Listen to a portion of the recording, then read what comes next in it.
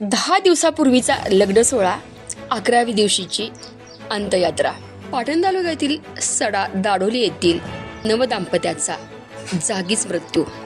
आणि या भीषण अपघाताचा सविस्तर वृत्तांत घेतलाय चापळ विभाग प्रतिनिधी उमेश गायकवाड सर यांनी. एकीकडे सुखी संसाराची नवी स्वप्ने डोळ्यात साठवून आयुष्याची नवी सुरुवात, तर दुसरीकडे नीतीने अत्यंत क्रूरपणे स्वप्नांचा केलेला चक्काचूर. आणि ही दुर्दैवी कहाणी आहे कराड चिपळूण राष्ट्रीय महामार्गावर एरफळे गावच्या हद्दीत झालेल्या एका भीषण अपघातात अवघ्या 10 दिवसांपूर्वी विवाह बंधनात अडकलेल्या नवदाम्पत्याचा मृत्यू. ही हृदयद्रावक घटना संपूर्ण पाटण तालुक्यातील प्रत्येक घरातील प्रत्येक प्रेक्षकांच्या डोळ्यात पाणी आणल्याशिवाय नक्कीच शांत बसणार नाही.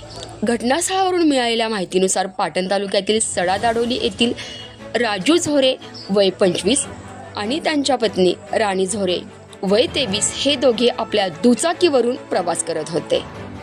एरफळे गावच्या हद्दीत एका ट्रकला ओव्हरटेक करण्याच्या प्रयत्नात समोरून येणाऱ्या भरधाव पिकअप गाडीने त्यांच्या दुचाकीला जोरदार अशी भीषण धडक दिली.